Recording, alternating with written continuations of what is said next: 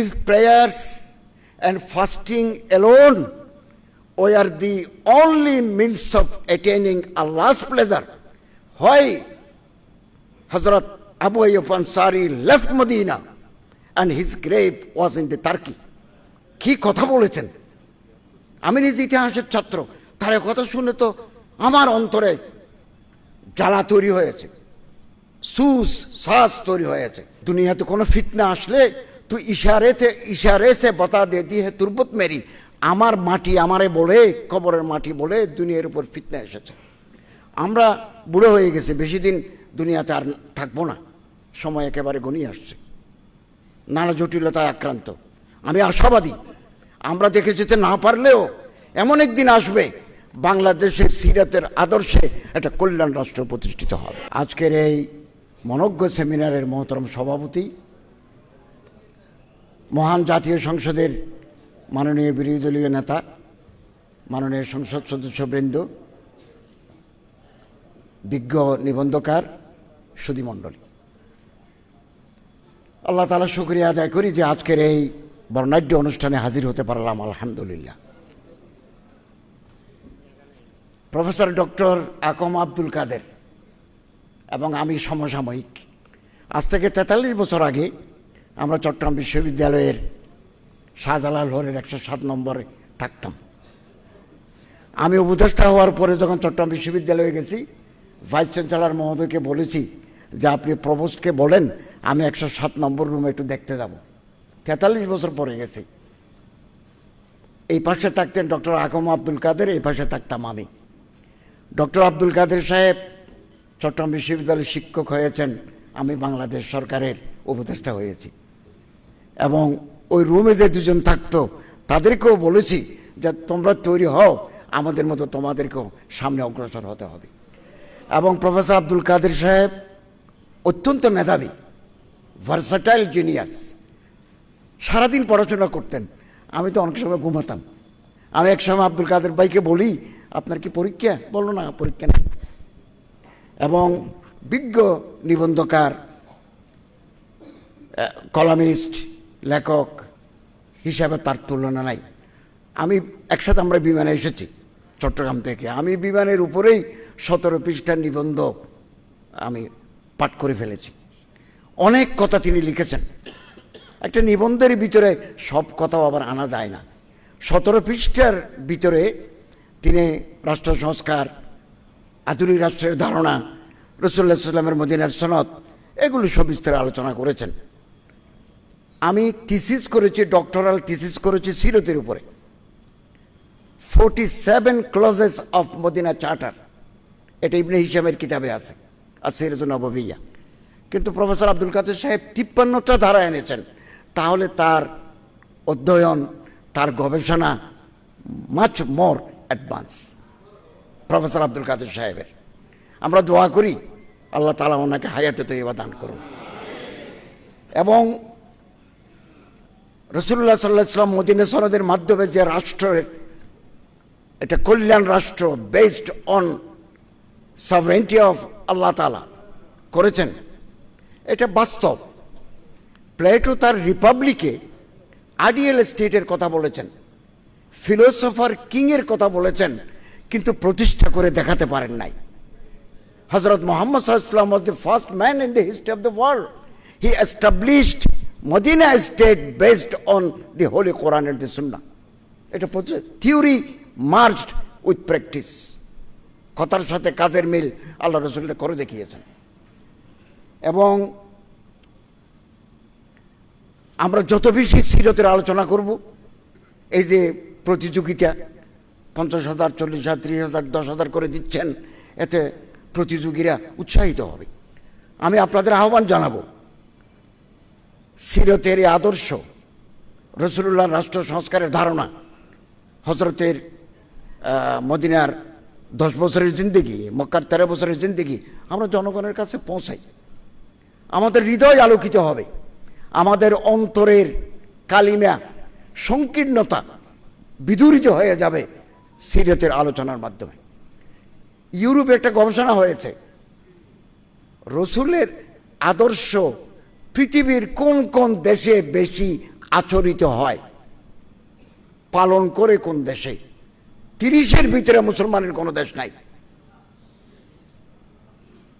কোনো দেশ নাই। সৌদি আরবের নাম তো অনেক নিচে, অনেক নিচে। আমাদের দেশে পৃথিবীতে মানুষ আছে কত? 850 কোটি। দেশ আছে কত? 200। আমরা আছি কত? 18-19 কোটি। এত নিকৃষ্ট জাতি পৃথিবীর বুকে আর নাই। কথা শুনতে খারাপ লাগবে। সবুজ পাসপোর্ট নিয়ে যান না কোথাও, কোনো ইজ্জত পান কিনে দেখেন। আমরা যখন ক্ষমতায় ছিলাম আমাদের তো লাল পাসপোর্ট ছিল, কূটনৈতিক পাসপোর্ট। সৌদি আরবে গেলেও আমরা নর্মাল দিয়ে বের হতাম না, আমাদের জন্য ভিআইপি কাউন্টার। পৃথিবীর বহু দেশে গেলে ভিসা লাগে না।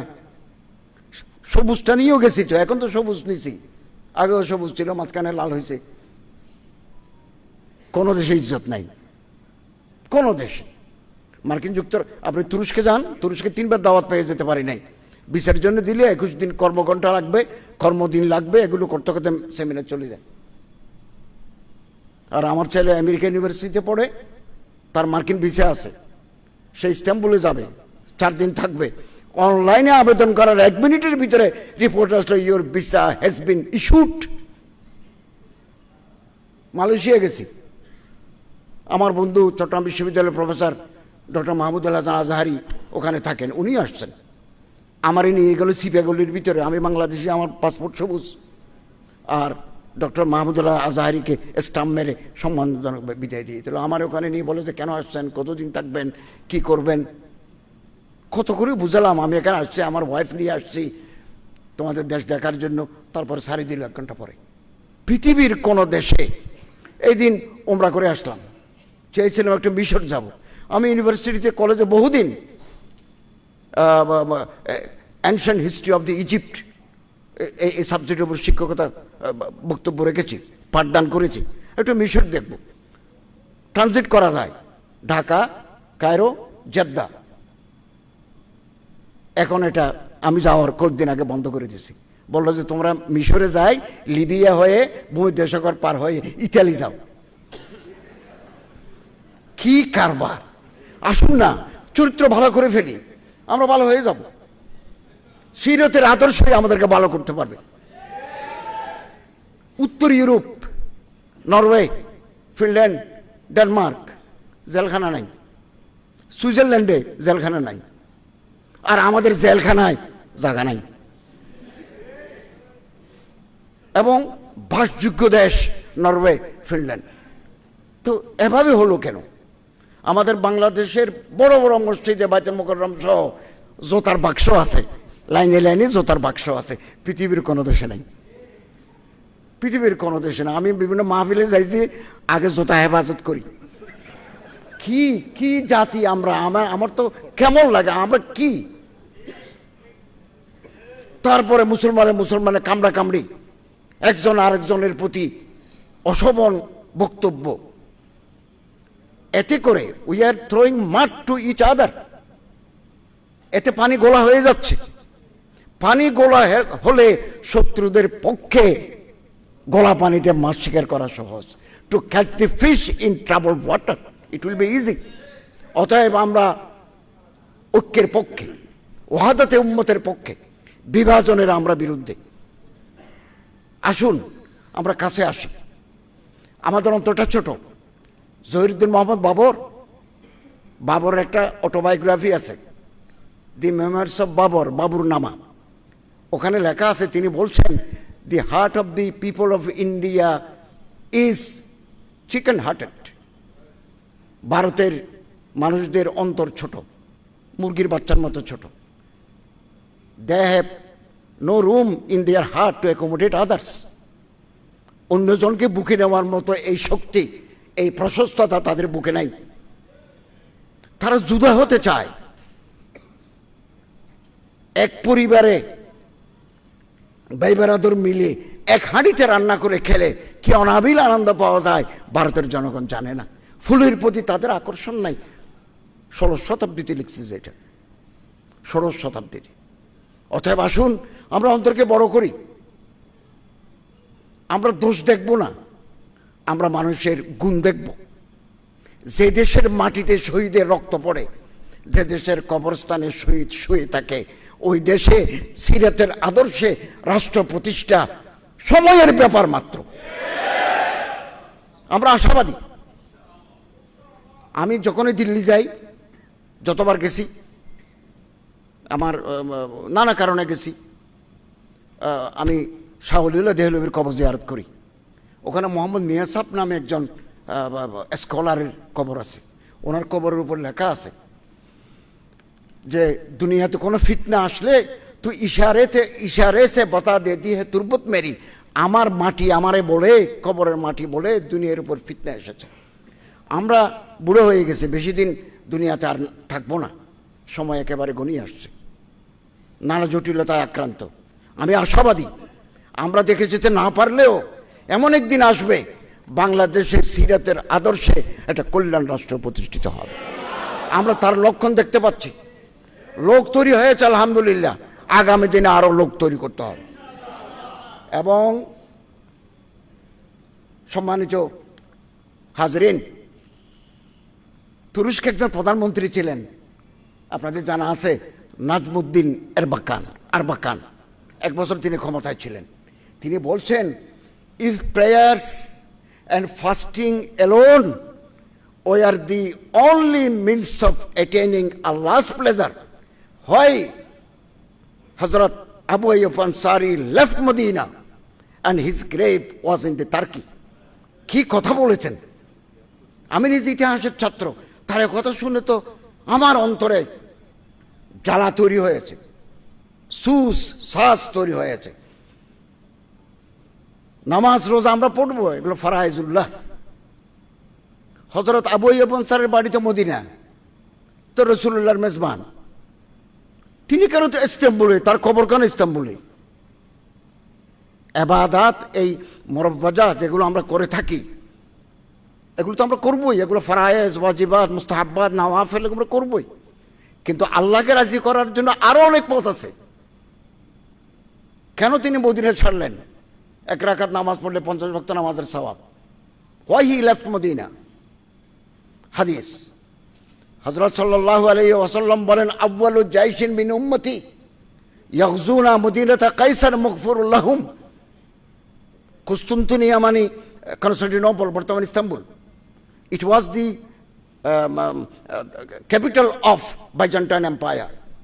ওখান থেকে সমস্ত ষড়যন্ত্র চালু হতো।